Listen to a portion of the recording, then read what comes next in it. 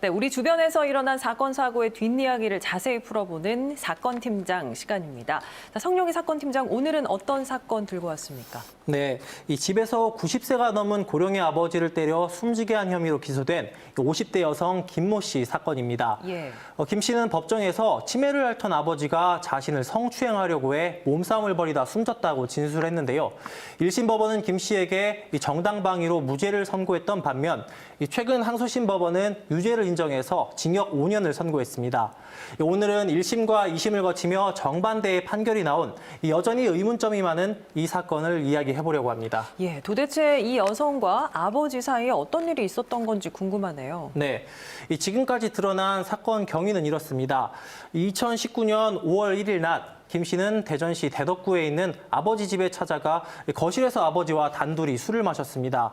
그러다가 김 씨는 아버지 때문에 어머니가 평생 일만 하면서 고생해 몸이 안 좋다는 등 어머니에 대한 이야기를 하다가 말다툼을 했습니다. 네.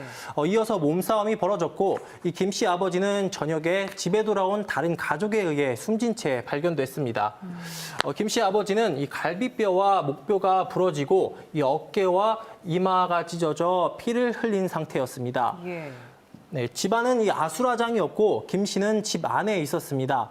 검찰은 김 씨가 아버지에게 집안 물건을 던지고 휘두르는 등 여러 차례 때려 숨지게 했다고 보고 김 씨를 존속상해 치사 혐의로 기소했습니다. 예, 그런데 김 씨 진술에 이상한 점이 많았다고요. 네, 이 김 씨가 최초 경찰 조사에서 한 진술입니다.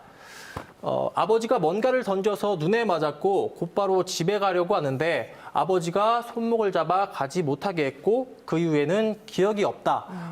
이렇게 어느 정도 당시 상황을 진술했습니다. 예. 그런데 이후 경찰과 검찰 조사에서 한 진술을 보시죠.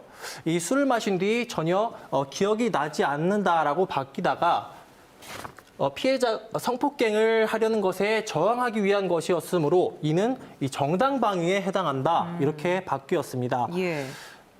이 술을 마시다 거실에서 잠이 들었는데 느낌이 이상해서 눈을 떠보니 이 아버지가 옷을 벗은 상태에서 이 자신의 신체 일부를 만지고 있었고 이 저항하려고 물건을 잡히는 대로 던졌다는 겁니다.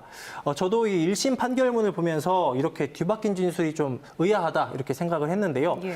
이것 말고도 김 씨 아버지의 얼굴까지 이불이 덮여 있었던 점, 이 사건 직후 김 씨가 아버지의 의식을 확인해 보려고 하지도 않았던 점 등 재판부조차 의심스럽다고 본 정황들이 여럿 있었습니다.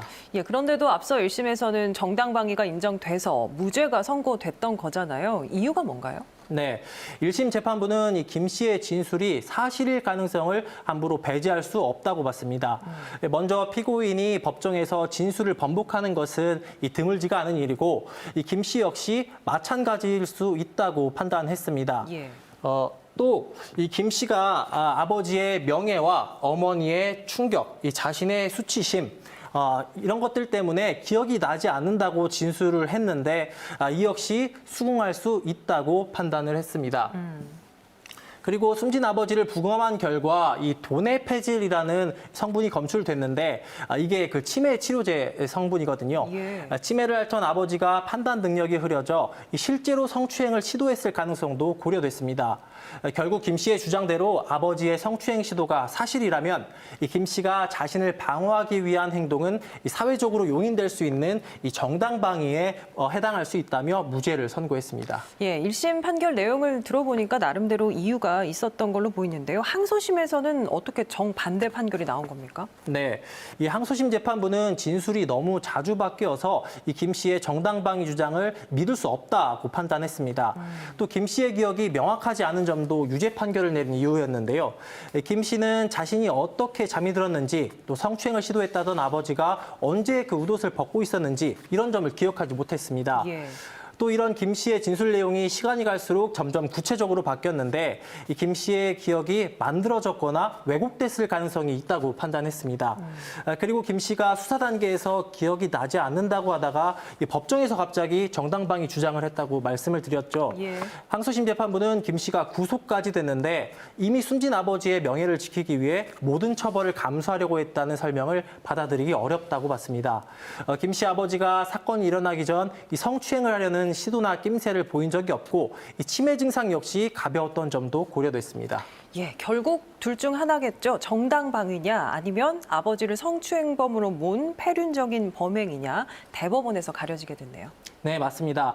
이 항소심 재판부는 존속상해 취사죄를 적용해서 김 씨에게 징역 5년을 선고했는데요. 93살의 아버지를 때려 사망에 이르게 한 폐륜적인 사건이라고 양형 이유를 밝혔습니다.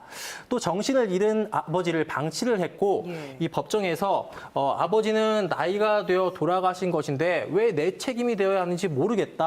이렇게 반성하지 않고 있는 점도 고려됐습니다.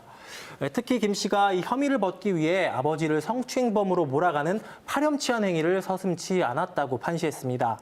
다만 범행이 우발적으로 벌어진 것으로 보이고 김 씨가 형사처벌을 받은 적 없다는 점이 참작됐는데요.